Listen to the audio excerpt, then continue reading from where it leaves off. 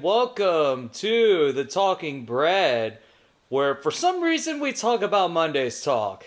I'm your host, Hensley Rutan. And I am Zac Haywood. So, Zac, do we have announcements? We do have announcements. The first announcement is the brown bag for the elderly. So, the Love Fund is doing some charity work for Second Harvest. There is a link in the group me to sign up for the Second Harvest community event, which is happening June 13th. So, the Love Fund will be helping pack food bags for their brown bag for the elderly program.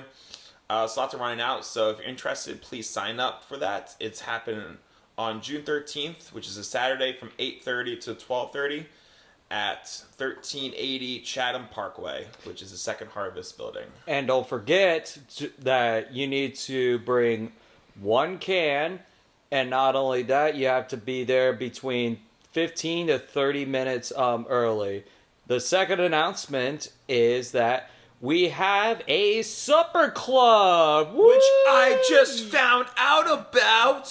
No one told me. Like, that is crazy, Zac. Yeah, no one told me about it. I'm fat. I like food. So anyway, they are having their first ever meeting at June 5th, and they are going to meet at the Wild. Bones will send you to everything, like address and everything else in between and what time to be there. Anyway, without further ado, Zac. Yes. We really have to, bring her along as our special guest. What do you mean by that? Do we really have to introduce her? Yes, we have to introduce her. She's our guest on the podcast. I guess that's true and fair enough. She loves to speak. That's her favorite thing to do, and that's what she wants to do for a living. She also has a nonprofit called the Passion One Ministries, where she wants to go around and speak to other events. So if you're ever interested in checking out the Passion One Ministries, go to SkylarKateDavis.com for more information. Oh. But speaking of www.SkylarKateDavis.com, SkylarKateDavis.com. Let's introduce Skylar Davis. Hello. Woo! Whoop, whoop. So, let's see. Shall we kick it off with an icebreaker, Zac? Sure, go ahead. You can ask her anything. She will answer anything, right? I'm scared. Why are you scared about? What? What are you scared? What are you scared about? We're just talking, having fun. Guys you know? being dudes. Yeah, absolutely. That's right. And then, so let's see here. What would be? Let's see. Do you not have the icebreaker ready? Maybe. I am just kidding. All right. Skylar, what's your favorite animal? What's my favorite animal? What animal do I like? I would say dolphins are my favorite. When I was in California, I used to go sit on my favorite rock in town, and I would just watch the dolphins just swim by. It was so fun. Did you think there were sharks at one point? No. Well, they look like sharks sometimes. Like No. There was also whales that were pretty cool that would come migrate to Malibu seasonally, but Seasonally. every spring, March and April. Nice. What kind of whales are we talking about? I don't know. big. Big whales. Big whales. Not you, Yes. Hensley. I'm kidding. Whoa, okay. Oh, okay. All right, you were built like one at one point. I was not anymore. I'm now built like a dolphin. Y'all are making Zac's editing job really difficult. This is supposed to cut all this out. Leaving all this in. Yeah, it's too funny to do that. It's to get it out. Skylar. All right. Zachariah. Thank you for dropping the government name. Yeah. Last night, your presentation, the tension of transition. Tension of transition. What inspired you to write this talk? That's a great question. Honestly, every time I'm given the opportunity to speak, people ask me, like, how do you come up with your ideas for what you talk about? And truly, I just sit down with a blank piece of paper and I say, God, I have nothing to say. I don't know what to share. Please show me what to talk about. And sometimes things will come to my mind, or I'll just be thinking about something that I've learned about in the past or gone through. And this time when I was praying about things, I was like, I feel like I should talk about transitions. And it didn't really make sense to me at first. Even as I was preparing the day or two before speaking, I was like, nobody relates to this at all. Like, this is a terrible message. But just thinking about and hearing what people have said, it's crazy that so many people are transitioning right now, including me. So Nice. Nice. What was the season of your life where you had the most transition? oh, the most transition, I feel like really since high school ended, there's just been so many constant transitions. And maybe it's just that I've been old enough to realize that it's constant. But in particular, one year was 2022. I had a ton of things changing all at once in my life. That was the year my parents sold our childhood home and their business. And yeah, tons of relational changes that year. That was probably one of the bigger transitions. Nice. You got anything, Hensley? So, I think whenever you talked about transition, even though after announcements, Sam did talk about Psalm 23, which is a absolute classic. But what reminded me most about transition is Psalm 50, which Psalm 50. What verse? Psalm 50, kind of like the whole verse, like because of course it's pretty much a prayer from David. It saying like, "Have mercy upon me, O God, according to thy great mercy, and according to the multitude of thy compassions, blot out my transgressions. Wash me thoroughly from mine iniquity, and cleanse me from my sin. For I am conscious of mine iniquity, and my sin is continually before me. Against thee only I have sinned and done evil before thee, that thou mightest be justified in thy sayings, and mightest overcome when thou art judged. For behold, I was conceived in iniquities, and in sins did my mother conceive me. For behold, thou lovest truth, thou hast manifest to me the secret and hidden things of thy wisdom. Thou shalt sprinkle me with hyssop, and I shall be purified. Thou shalt wash me, and I shall be made whiter than snow. Thou shalt cause me to hear Is this gladness. Psalm 51? Psalm 50. Are you reading the whole psalm? Wait, Are you reading the whole psalm, Hensley? No. let me see what you're reading. What are you reading? Are you reading the Greek Orthodox version? Oh, okay. Yeah. And but yeah, there's a great amount of in Psalm 50 that reminded me of transition, whether if it's a lot of Which verse reminded you of transition the most in Psalm 50, Yes. Hensley? In my Bible, that's Psalm 51. hmm Maybe we just are reading different things. probably reading different things, but other than Yeah, that, Hensley, you're reading Psalm 51. cool. What does that say to you about transitioning? So I would say for me, transitioning, it could be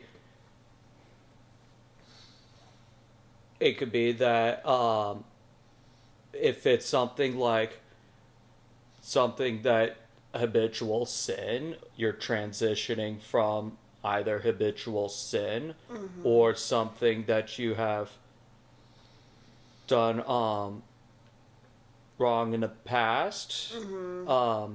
You can transition to a clean heart, a clean, pure heart from God. Yeah, so like you're talking more of like the process of sanctification. And Correct. yeah, I can see that. which can be all of that. But other words, what have you learned from change and transitions? Ooh.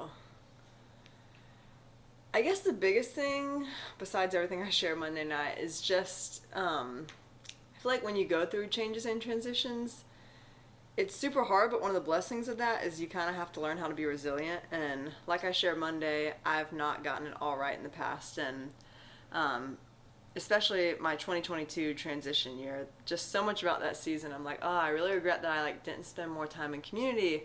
And I regret not doing all these certain things. And so for me, just continually learning is so important. And just learning how to be more resilient over time is what I've gotten from my changes thus far. So, my devotional today was Romans 15:4, which says, "Such things were written in the scriptures long ago to teach us, and the scriptures give us hope and encouragement as we wait patiently for God's promises to be fulfilled." This verse to me signifies that there is hope and peace for us in the uncertainty of our lives. When you're transitioning in that season, 2022, where did you find peace? Where did I find peace? Yeah. Oh. I guess just I spent a ton of time in solitude with God that year, and some of that time was really good because I was hearing a lot from Him and learning a lot. Other moments it was isolating. But can you read that verse again? Something about the promise? Such things were written in the scriptures long ago to teach us, and the scriptures give us hope and encouragement as we wait patiently for God's promises to be fulfilled. Mm-hmm. And tell me your question again. Where did you find peace when during that period of transitioning? I guess the whole part about waiting patiently for His promises to be fulfilled. This doesn't necessarily answer your question, but one of the things that made that time so hard is the year before that, 2021, and parts of 2020. Those were the years when I really felt like God was putting it on my heart that He's called me to speak and share His word. And several doors opened for me at a young age to do that in California and in Africa, which I was so thankful for. And at the end of 2021, or sometime in the fall, I really thought that all this speaking and sharing His word stuff was about to, quote unquote, take off. I mean, become more prevalent in my life. And literally, I gave a sermon at my church in California, and for the next year and a half, not a single door opened for me to speak at all. And just learning in that time to trust God's timing, to trust that He'll bring promises to pass, was incredibly difficult, but I think just learning to trust Him is what helped me to have more peace, if that kind of answers your question. I like that. So, in your presentation, you used a scene from the Barbie movie. Oh, yeah. Oh, yeah. And I'm not going to lie, every time I think about Barbie, I think of... Have you thought about her a lot since the movie scene? No. You think about Margot Robbie. No. But I was thinking, so... If you know Skylar, sometimes she refers to herself as Malibu Barbie. Oh, that's but then with Zac along, I call Zac Philadelphia Ken. That's funny. But anyways, got a little Hudson sidetracked calls me here. Malibu Barbie. Hudson likes to call me that. Fair enough. But other than that, what made you choose that scene in the Barbie movie amongst a great amount of scenes and the game Trouble when it comes to transitions? The trouble analogy came to me years back when I was, experiencing a lot of change and transition in my own life. How I chose to add Barbie to the presentation, the honest answer is my sweet boyfriend Zach was watching Barbie movie with me last week while I was putting on my press-on acrylic nails. So sweet. Yes, so sweet. And we got to that scene and we're both like, that needs to be a part of it. So I had to rewind a bunch of times because Yes. you were like, go back. I want to watch that again. Yes, so we kept watching it, and I was like, okay, I think that relates to how I've felt in transitions in the past. Maybe some other people can relate to that. So, yeah, then I had to spend an hour trying to find that clip on the internet and figuring out a way to screen record it and get it all right so it could be a part of the presentation. Could have used my HBO Max account and just like screen recorded there. Yeah, but that would have been more complicated than what my You have access to it. brain is capable of. You're welcome. You have access to it now. That's true. Yeah, you can watch any movie you want on HBO Max. Yeah, Shout out HBO Max. that's right. Yeah, shout out HBO Max. This is not a paid ad, but No, it really it's should be at this point. I'm kidding. Sponsored by. Pay us. Pay us now. Oh man! All right, We want your money. I'm kidding. we're just kidding. All right. No, we're not. But anyway, Pay for our Dominoes every Monday. just for the Dominoes every Monday. Okay. All right. So you brought up Galatians 5:25, and I'm going to repeat the verse. It's since we live by the Spirit, let us keep in step with the Spirit. A few verses before that, it's probably the most famous verse in the Bible, Galatians 5:22, which talks about the fruits of Spirit, which are love, joy, peace, patience, kindness, goodness, faithfulness, gentleness, and self-control. Which fruit of Spirit did you struggle with the most? Oh my gosh. The hardest. What did you say? Which fruit of Spirit did you struggle the most to harvest? In my life? Yeah. Let me go through the list. Love, joy, peace, patience, kindness, goodness, faithfulness, gentleness, and self-control.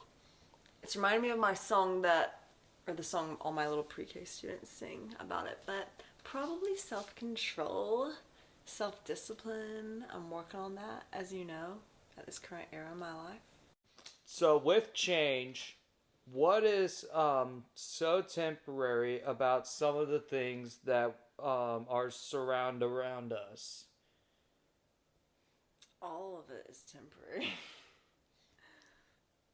Fair enough. I mean, yeah, from the time we're born until the time we die, we're just approaching becoming dust, which is kind of sad to think about, but yeah, I mean, everything, summer is temporary, you know, the little pre-Kers I work with, that's temporary, because next year they're going to be in kindergarten, everything's temporary, it's all changing all the time. Yep. So you mentioned in your presentation 3 steps to take when you are in the middle of transition. Do you remember what those 3 steps were? That's a great question. That's the first part of the question. To be honest, I've almost no recollection of anything that happened the full however long I was up there last night. Do you want me to repeat them to you? That would be really helpful. Alright, the first step is recognize that you are not alone. Second, fully let go of the old so you can step into the new. Let it go, let it go. Thank you. Can't Awesome. hold it Or- back anymore. You know, I'm not gonna lie, What's part of how God speaks to me is through song lyrics, and there's been so many times in my life during transition where I've been praying about certain things, and literally the lyrics to Let It Go just come into my mind. I'm like, oh, God's clocking me. Gotta let this What's go. the snowman's name? Olaf. I've never seen the movie, so I don't know. Really? I've Really? never seen Frozen. It's alright. It's alright. It's alright. Tangled's better, but whatever. The third one is look ahead and take steps of faith in the direction God is leading you in. So, I want to focus on the first step about isolation. Mm-hmm. Which recognize you are not alone. Did you feel alone in any transition/season of your life? And if so, what did you do to not isolate yourself? Well, You know, funny enough, the biggest transitions, which have been moving to California and then leaving California, those weren't as hard for me as that year I keep talking about in 2022.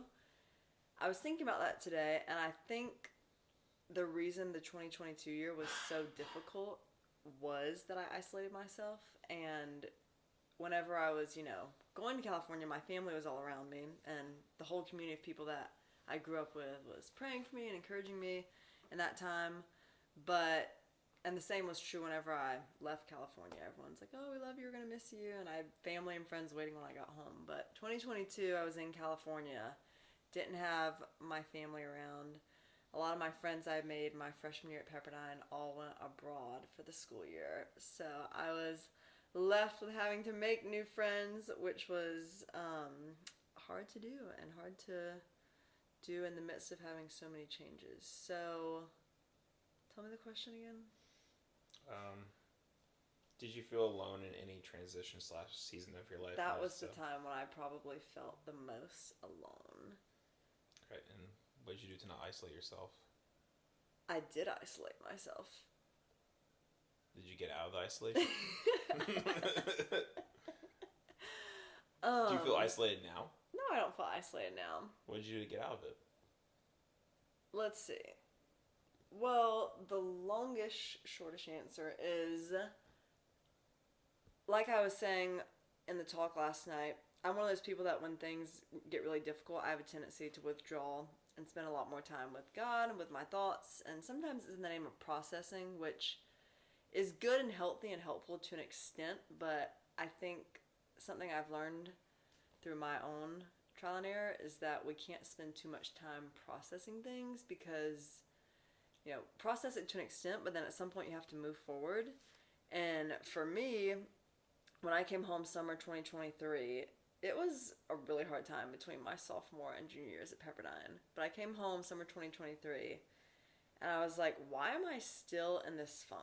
Like, all these changes are getting to be pretty far in the past. I need to be in a better place in my life, and I've, of course, wrestled with that. I should be in a much better spot by now. So that season was really good for me coming home, and it was also in that season that I started line dancing.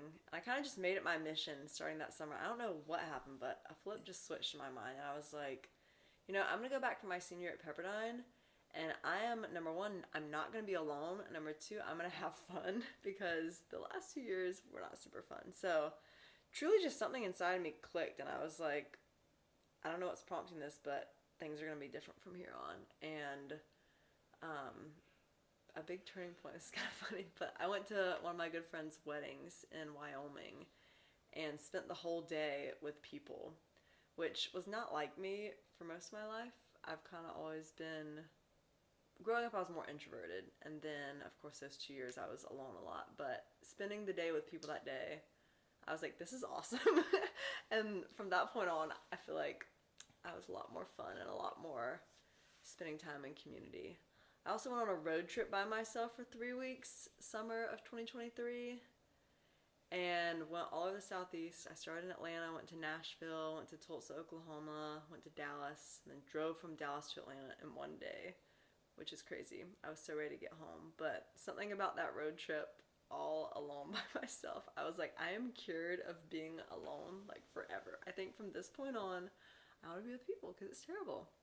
The Bible says that. Mm-hmm. What's your favorite song to line dance to? Oh my gosh. You're a big dancer. For you, I'm going to say American Kids by Kenny Chesney. Not Flex. No. Yep. I hate that song. Oh my gosh, I hate that song. It's stuck in my head now. But speaking of isolation, whenever you were isolated, were you, since isolation is very dangerous, were you exposed to sin through isolation?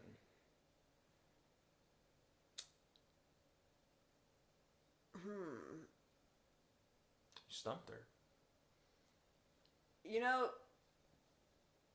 I totally think that being in isolation is not good for us, and it does make us more inclined to sin, and for a lot of people that is true. Honestly, this particular season of my life when I was really alone, that was not the time I struggled the most with temptation. I don't know why, looking back, but I guess, really that year I just spent a ton of time in God's presence, and,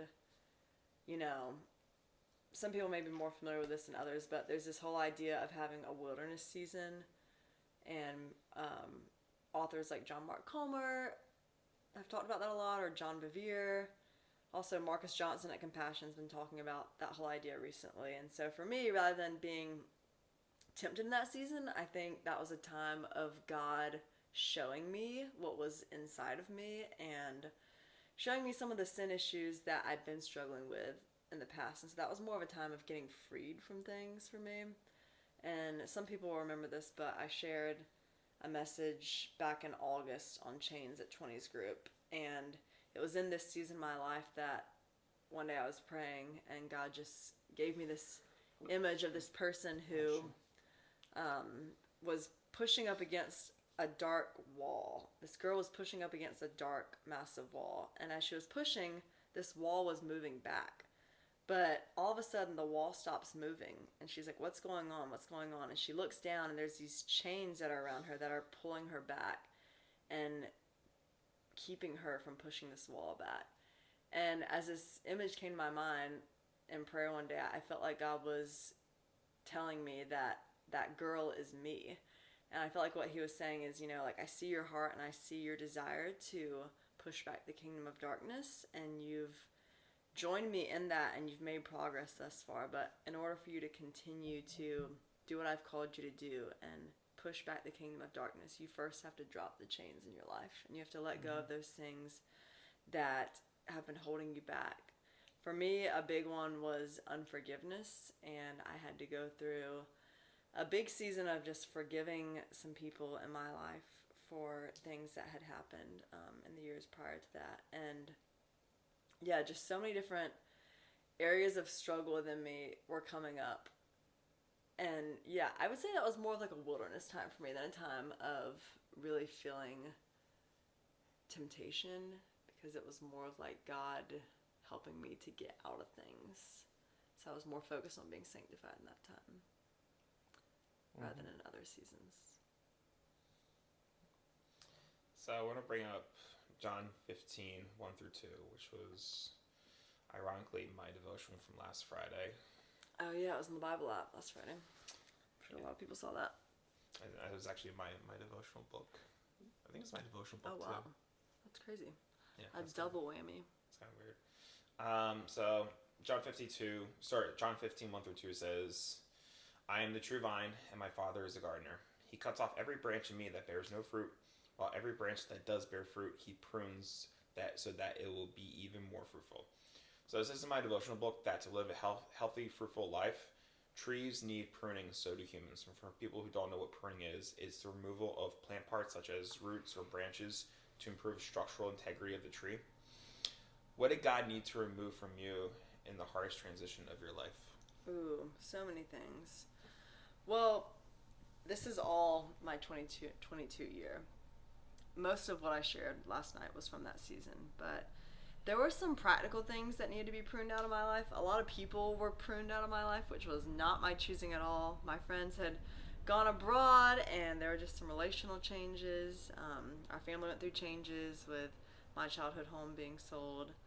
I also in that season was led to quit the cross-country team at Pepperdine, which was very hard for me to do because it was my dream for many years to run at Pepperdine, and loved my time getting to do that. God kind of started making it clear all of a sudden that he was leading me out of that in fall of 2022, and that was a hard thing to have pruned in my life. But looking back, that was so necessary, because the year after that, my senior year, I got to be a part of a student ministry leadership group on campus, and I wouldn't have been able to be a part of that if I had still been a student athlete, because, to even fill out the application, they're like, if you're a student athlete, don't even bother filling this out because you're too busy. So, yeah, just that year, getting to be a part of that has had such an impact on all the years after that for me. But besides things like that being pruned of my life, like I said, unforgiveness was a big thing, and just realizing on a deep level, like, how much I look to the people around me to give me validation and affirmation and put my identity in all kinds of things that aren't God. That was what he was really trying to get out of me on a heart level in that season, is, letting go of the unforgiveness and putting my identity in him and letting him be the one who gives me the acceptance and validation and all that I have a tendency to look for in my performance or what other people think about me. I think he wanted me to be rooted in what he thinks of me, because the applause of man is so up and down. And yeah, some days I speak in a room full of a couple hundred people clap for me and there's a stage and a microphone, and then other days, because I'm human, it's easy to be like, the whole world hates me, like, I'm failing everyone. But whenever you're rooted in what God thinks of you, it helps you to not get too high or too low in both those days, because both are very real and part of our human experience. Yep. So, I know in your talk that we've talked about community, finding a community through transition and all that. Mm-hmm. So, and you could find strength through it. So, let me ask, what kind of strength do you find in community? And also, what if you cannot find strength and comfort in a particular community? So I'm going to take the first part of that. It's, how does community give you strength? Yeah.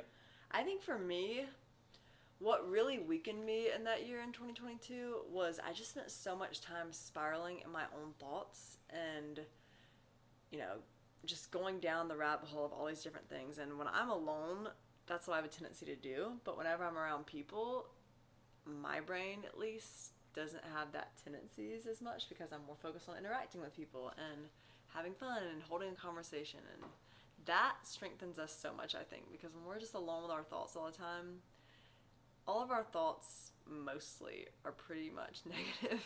It takes a lot of discipline to, think on good, pure, true, noble, praiseworthy things we're called to think about in Philippians 4. So for me, just being around people helps me to be stronger, because it helps me be in a better place mentally. But also, I've just received in every transition season of my life, really in every season, so much encouragement from being around other believers. There's so many people in the room Monday night that in this season of my life are offering wonderful support and encouragement to me, and also in past seasons have been there for me to just listen or just hang out and do nothing, or maybe even offer a word of encouragement. So that's how communities help strengthen me, and of course also holding each other accountable. But what if you can't find comfort and strength in a community? It's a hard question. I guess I would challenge you, are you opening yourself up to that community? If you're having a hard time finding comfort and strength, like, have you shared your life with people, or are you just walking into a room, hearing a message, and then walking out and going about your own night by yourself?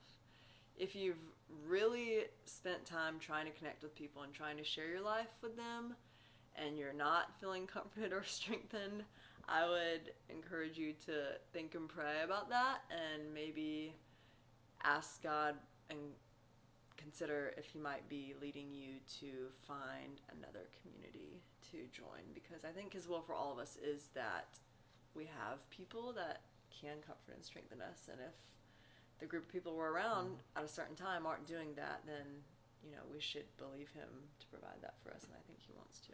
Right. And I think speaking of like community and all that, I would say that not only we need to find community, but also we are actually created as hardwired social animals. Social animals.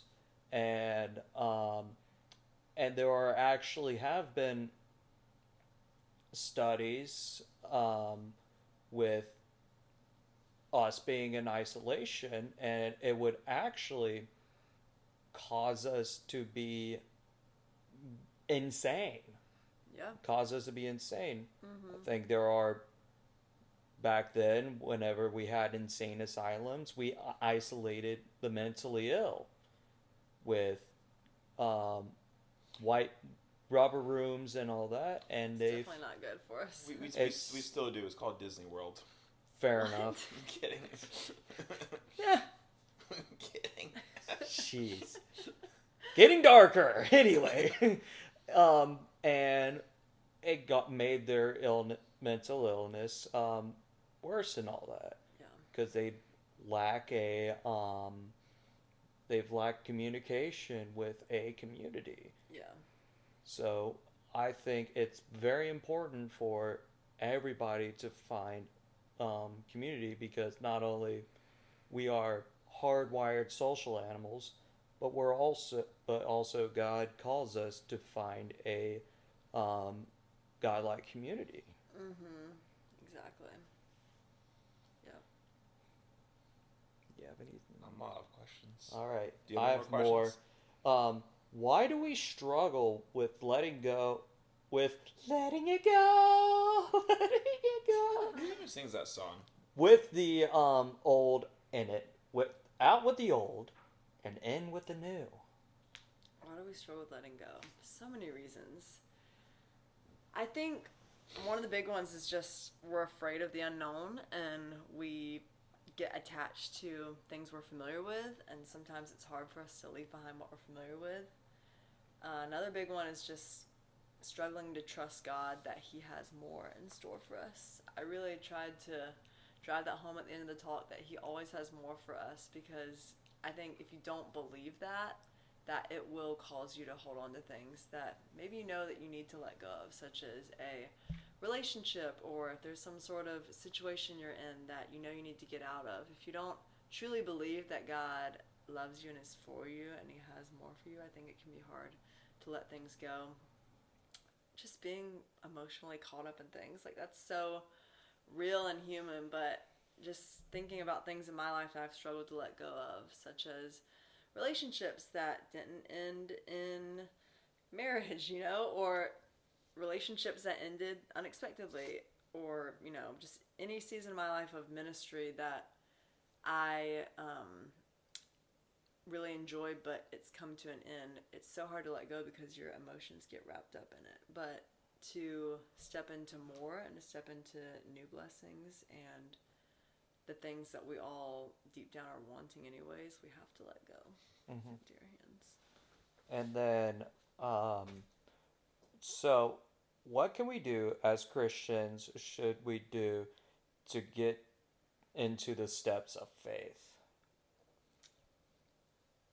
To take steps of faith? Yeah, take steps of faith. Oh, you just gotta start taking them. No, I'm kidding. What should we do? Walk. Okay. I guess one of my favorite speakers, her name is Christine Kane. I'm sure a lot of people have heard of her, but she came and spoke to a group of us at Pepperdine my senior year, and she said every morning we should wake up and we should ask God, show me your will for my life today. And ever since I heard her say that, I have tried to remember to pray that each morning. And it's amazing how, obviously this is how it works, but it blows my mind every day when I, pray for certain things, and that day God will give me steps to take, and He'll make the path clear. And it's hard to actually sometimes find the motivation to do the things we feel Him nudging us to do, or the steps we feel Him calling us to take, but yeah, just trying to be disciplined to obey those nudges, I think. And the more you do it, it's like a muscle, you build your ability to do that over time. And I'm still struggling every day with taking steps of faith forward. I definitely haven't mastered it. It's difficult. And then the last question to wrap things up, what is something that you left out in your talk that you would like to share in this episode of The Talking Bread today? What's something that I left out? I think.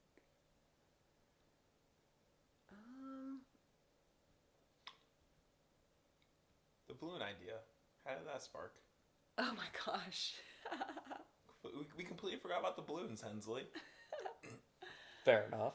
Which by the way, I would have held more in my hand if they weren't so deflated. I don't know if there's anything I really left out major that I feel like I wanted to say. I guess I was going to acknowledge the fact that summer is a time when so many people are going through transitions. And to be honest, I cut that out of my talk in the moment because I was low-key up there thinking to myself, probably no one relates to the idea of transition. So I cut it out. But then, of course, just talking to people afterwards, it sounds like so many people in the group are transitioning right now, including myself. So I cut out that part. But how did the balloons idea come up? Mm-hmm. Well, again, that came to me in my own seasons of transition in the past. Yeah, I think that was somewhere around 2022 when that came to me. And yeah, God sometimes speaks to me through pictures in my mind and all kinds of analogies. I feel like a big part of my calling is to teach, and so for the painter, you look at the world and you think about how you can paint the beauty that you see. And for the songwriter, maybe you think in song lyrics, and some people think in pictures. But for me, as someone who's called to teach, I have a tendency to, well, I guess I didn't even do this. It's just how my brain works. Like, everything is a teaching point. Everything that I experience, everything I hear, everything around me, it is all, in my mind, things that can be used to then share with others. And the balloon analogy came to me in a season when God was clocking me about letting things go. And I've just tried to write things like that down over the years. I try to keep journals and notes of things that God's speaking to me, and just potential analogies that have spoken to me that I could share with others. So yeah, that one came to me a long time ago. Was it originally supposed to be dodgeballs? Because I remember you came up to me last week and asking if I knew anyone that can have access to dodgeballs. Yeah, it wasn't me dodgeballs. And then I thought about how heavy dodgeballs are. They're heavier than balloons, and I feel like they wouldn't have done as good of a job as exploding. Yeah. Plus, everyone enjoyed playing the keep the blue in the air right after group. Yep. But also, do you have anything for us, Skylar? You can ask us anything you want. Anything you want, everything and everything in between. I'm sure you have a lot of questions. What steps of faith do you guys need to take in your lives? Me? Both of you. Mm-hmm. I guess I just gotta trust God more, pray more. I gotta just have more clarity with some things that I think or say. Yeah, I know. I still don't think before I speak sometimes. Trust me. A reminder every hour to think before I speak on my phone. I will. Yeah, I would say the same thing. Same thing as Zach, and actually mean the prayer. Meaning the prayers. And be more. What is a word? What is that word? Intentional with my prayers. That's cool. Yeah, I mean, I have a big prayer list in my phone that I haven't, deleted anything out of. So if anyone, wants to get closer to faith, just go on your notes app and just start writing down a bunch of things that you want to talk to God about. Me, I have a list of probably about 20 things that I go through every night. Turn my lights off and I have the light shining in my face. I feel like I'm going blind. That's good for your eyes. Yeah, I know. It's terrible for my eyes. I think I'm going more blind, Hensley. Yeah. And I think there's also studies for that, for people that turn off all the lights in their room and just look at their phone. The blue light will actually give you a higher % chance of giving you cataracts. Oh no. Cool. My dad had cataract surgery, so that's lovely. But anyways, Do you have any more questions? That's it. You don't? Okay. Yep, no. Anyways, thank you for listening to the Talking Bread, which, no, we are not different pieces of bread that talk. But anyways. Hensley, if you could be a piece of bread, what kind of bread would you be? I'm sourdough. Sourdough. That's what I was gonna say. Sourdough. 3 basic ingredients. I would say it's sourdough. I would probably say, I don't know, probably like the Asiago bagel from Panera Bread. I feel like you're more of an everything bagel. Because you're everything to me. I'm always number 2. And You are now. I'm just kidding. okay. Getting darker. But anyway, thank you for listening to the Talking Bread. And I hope everybody has a great and blessed day. And we will see you in the next episode. Bye-bye.